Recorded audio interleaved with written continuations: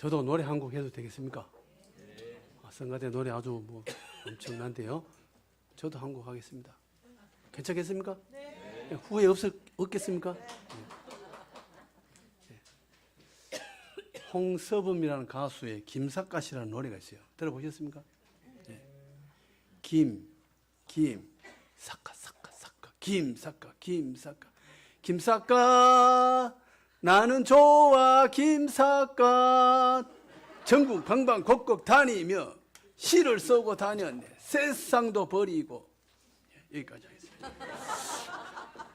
제가 너무 잘하면 가수가 쓸 자리가 없잖아요. 김삿갓 노래를 제가 왜 했냐, 왜 했겠습니까? 시절도 하수상하고 날도 춥고 크리스마스는 다가오는데 능력은 없고 맥없이 한번 해봤습니다. 김삿갓이라는 사람은 장원 급제를 합니다. 그래서 의사화를 쓰고 태어난 곳이 양주입니다. 그래서 집에 마당에 오니까 엄마가 얼마나 반가워했겠어요. 부엌에 있던 엄마가 나와가지고 본 이름이 김병년입니다. 아들을 잡고 어떻게 이렇게 장원 급제를 했느냐. 아들을 안고 막 빙빙 돌고 축하를 합니다. 그래서 아들이 자랑스럽게 이야기하죠. 엄마, 내가 아주 욕을 아주 그럴듯하게 잘했어. 시제가 뭔데? 시제가 뭐냐? 김익순을 탄하라. 김익순이라는 사람을 욕을 해라 이거예요. 엄마, 김익순이라는 사람을 탄하라는 제목이 나왔는데 내가 거기에 아주 욕을 걸쭉하게 잘했어. 장원 급제를 했어요. 그러니까 엄마가 그 이야기 듣고 부엌에 가서 막 대성통곡을 하는 거예요. 어머니 왜 우십니까? 이 좋은 날 왜 우십니까? 그러니까 엄마가 이야기합니다. 그 김익순이라는 사람이 내 할아버지다. 너 할아버지다. 김익순이라는 사람이 함경도에서 거기서 뭐 높은 벼슬을 하고 있었어요. 했는데 홍경래 난이 일어납니다. 그 홍경래 난에 그들과 싸우다가 항복을 했어요. 그래서 나중에 홍경래 난이 끝난 다음에 조정해서 그 사람을 반역자로 처형을 합니다. 그런데 다행스럽게 그 가족들은 살려줬어요. 살려줬지만 서울에서 살 수가 없어서 양주로 이제 피난 가서 거기서 살았던 거죠. 그런데 그 손자가 장원 급제를 했는데 엄마가 그 이야기 하니까 김병연이 삿갓을 쓰고 전국을 돌아다녔습니다. 그리고 전라도 화순에서 죽고 묘는 강원도 영월에 묘가 서여집니다. 후손들에 의해서. 그래서 강원도 영월에 김삿갓 면이 있습니다. 들어보셨나요? 김삿갓 면이 영월에 있습니다.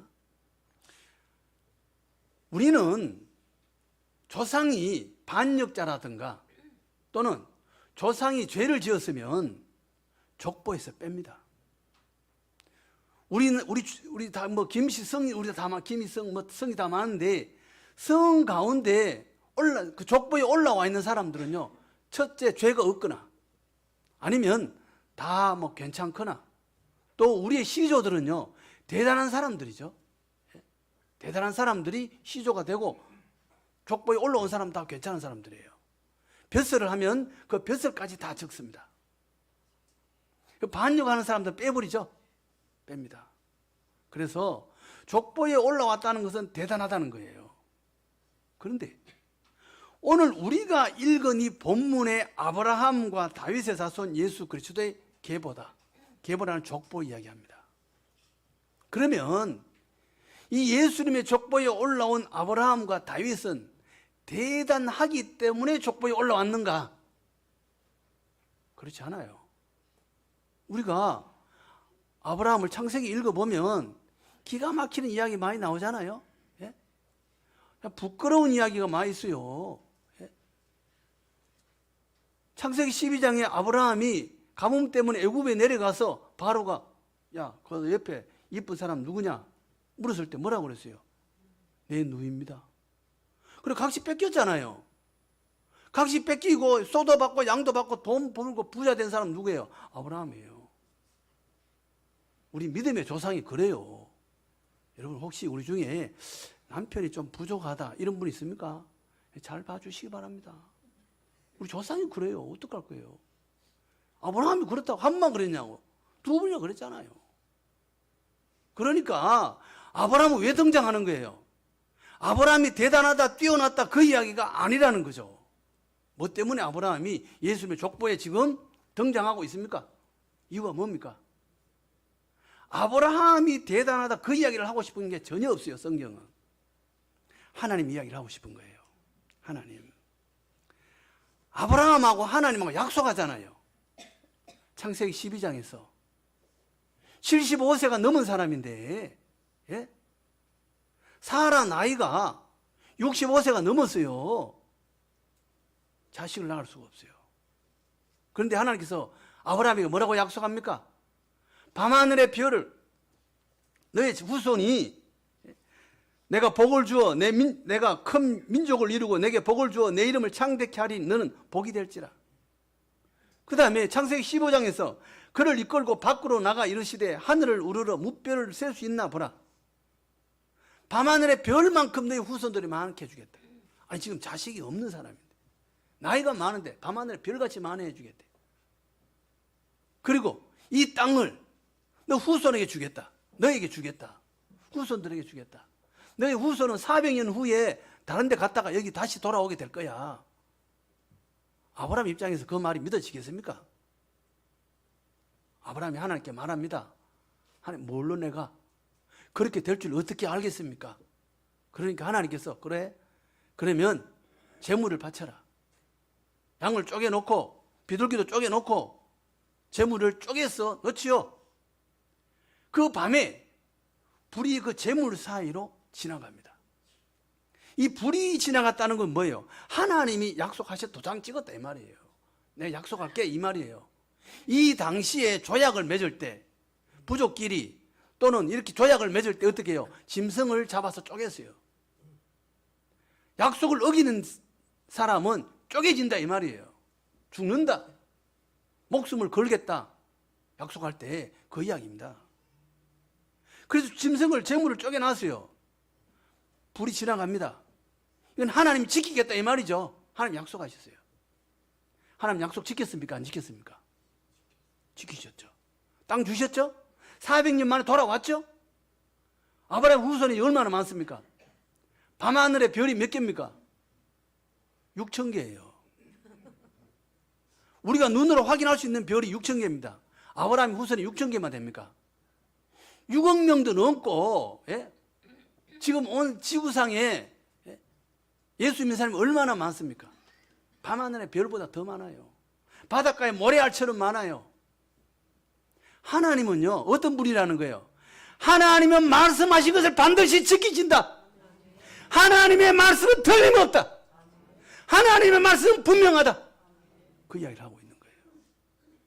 아브라함이 대단했다고 그 이야기 하는 게 아니고 하나님의 말씀은 틀림없다. 주님이 오신다고 말씀하셨어요. 주님 다시 오실 줄로 믿습니다. 틀림없어요. 하나님의 말씀은 거짓말이 없어요.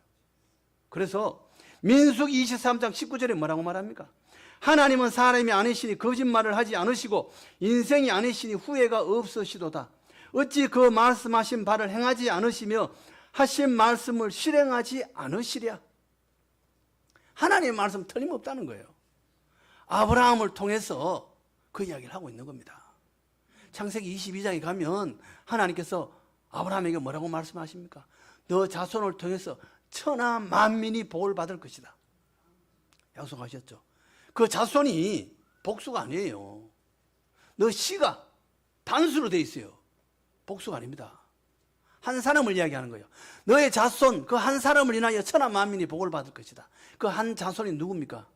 예수 그리스도예요. 예수를 통해서 수많은 사람이 복을 받도록 하겠다. 하나님께 약속하셨어요. 그 약속이 이루어지고 있습니다. 하나님의 말씀은 틀림이 없다. 아브라함을 통해서 그 이야기를 지금 하고 있는 겁니다. 그 다음에 시조로 아브라함이 등장하고 두 번째 중시조가 누굽니까? 다윗이 등장합니다. 다윗이 뛰어나서 이렇게 등장합니까? 성경은 사람을 높이지 않습니다. 성경 보세요. 예? 정말 눈 뜨고 볼 수 없는 그런 이야기를 막 써놨어요. 제발 이거 읽기가 참 부담스럽다. 우리가 만약에 위인전을 쓴다면요, 절대로 그 안 좋은 것 다 빼버려요. 성경은 위인전이 아니에요. 성경은 우리가 누구인가를 보여주고 있고 하나님이 누구신가를 이야기하고 있습니다. 다윗이 뛰어나서 나온 게 아니에요.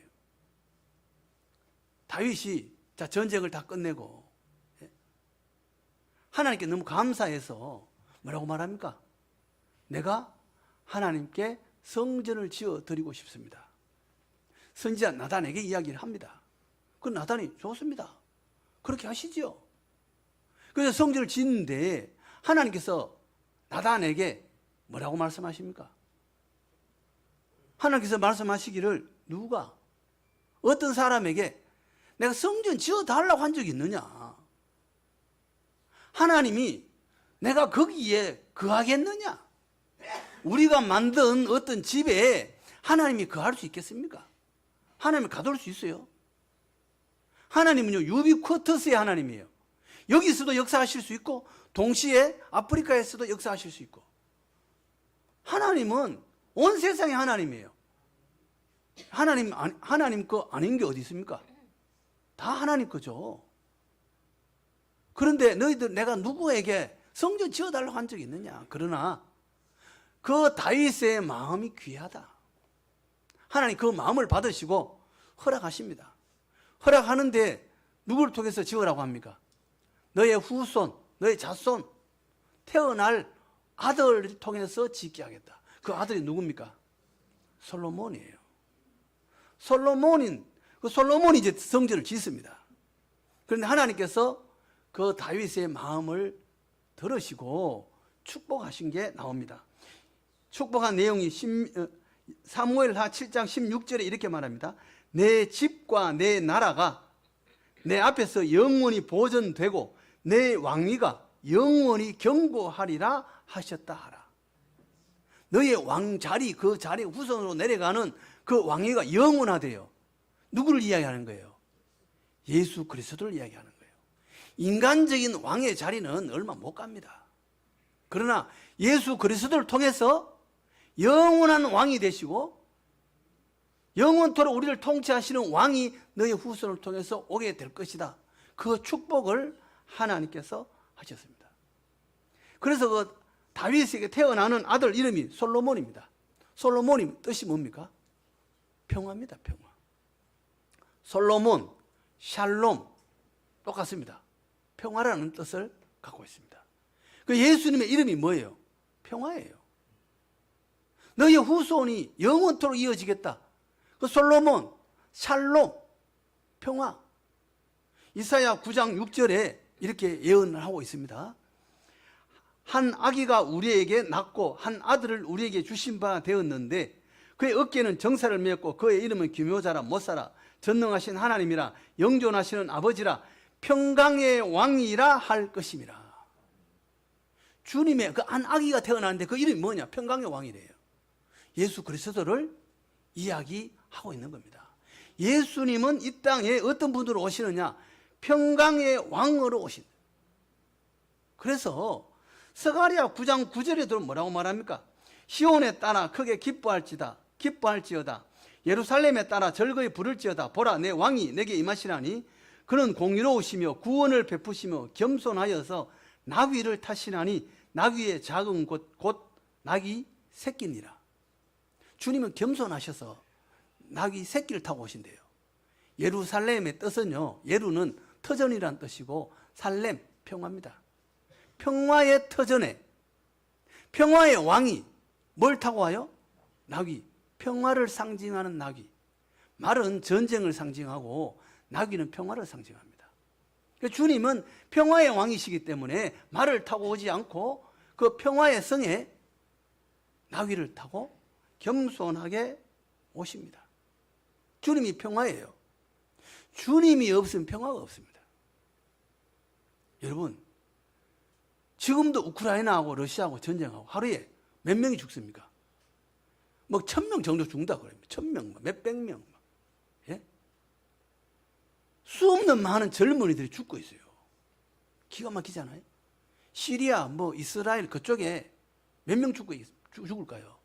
수도 없이 많은 사람이 죽고 있어요. 예? 기가 막히잖아요. 누가 전쟁을 원하는 사람이 있으면 나와보라 그러세요. 전쟁 원하는 사람 없어요. 어느 누구도. 예? 전쟁 원하는 나라 없습니다. 근데 전쟁이 없었던 적이 있나요? 조선시대 전쟁이 없었어요. 고려시대 전쟁이 없었나요? 신라시대는 없었어요.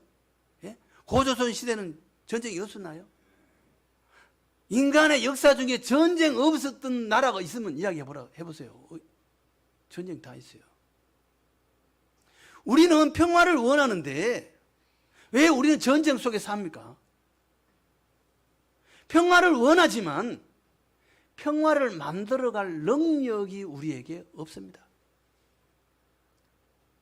부부간에도 형제간에도 우리가 다 사이좋게 살고 싶고 재밌게 살고 싶지, 다투고 화내고 부모 자식 간에 막 다투면서 살고 싶은 사람 누가 있겠어요? 아무도 그런 사람 없어요. 왜 우리 그렇게 못 삽니까? 왜 행복하게 못 삽니까? 우리는요, 행복 동산에서 쫓겨났습니다. 아담과 하와 이후에 모든 사람은 에덴 동산에서 쫓겨났어요. 행복이 없어요. 모든 사람에게 다 물어보세요. 나는 행복합니다 하는 사람이 몇 사람이나 있을까요? 행복하다면 미안하지만 착각입니다. 착각이에요. 행복이 없어요. 행복 동산에 쫓겨났기 때문에. 행복 동산을 하나님께서 어떻게 하셨어요? 두루 도는 불칼로 행복 동산을 막아버렸어요. 그 행복 동산으로 들어가는 길이 누굽니까? 예수 그리스도가 행복 동산으로 돌아가는 길이다 이 말이에요. 내가 길이요 진리요 생명이니 나로 말미암지 않고서는 아버지께로 올 자가 없느니라 그랬어요. 예수가 아니면 평화가 없습니다. 예수 안에 평화가 있는 줄로 믿습니다. 예수 안에 평화가 있어요. 그래서 주님께서 이 땅에 오시는 겁니다. 주님께서 이 땅에 오시는데 우리가 주님의 마음으로 살지 않으면요, 평화가 없어요. 성령의 인도함을 받지 않으면요, 평화가 없어요. 우리가 주님의 마음으로 살 때 상대방이 좀 부족해도 용서하고 이해하고 낮아지신 주님처럼 살려고 애쓸 때 그때 평화가 있을 줄로 믿습니다. 성령의 인도함을 받지 않으면 평화가 없어요. 절대로 있을 수 없습니다. 왜요? 창세기 3장에서 하나님께서 뭐라고 하셨어요? 아담에게 이르시되 내가 내 아내의 말을 듣고 내가 내게 먹지 말라 한 나무의 열매를 먹었은즉 땅은 너로 말미암아 저주를 받고 너는 평생에 수고하여 소산을 먹으리라. 땅이 내게 가시덤불과 엉겅퀴를 낼 것이라. 나는 사랑을 심었고, 예? 나는 평화를 심었어. 그런데 우리가 곡식 심으면요, 뭐가 먼저 나요? 풀이 먼저 나요. 풀이. 내가 심지 않은 미움과 다툼과 분노와 이런 것들이요, 먼저 난다니까요.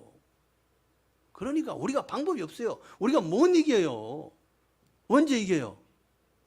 주님을 닮아갈 때. 방법이 없어요. 성령이 내 속에서 역사할 때 그때 이기는 줄로 믿습니다. 평화로 오신 예수, 생명으로 오신 예수를 모시고 사는 우리 모두 다 될 줄로 믿습니다. 그런데 오늘 본문에 보면 우리가 읽은 본문에 여성이 5명 등장합니다. 5명 여성이 등장해요.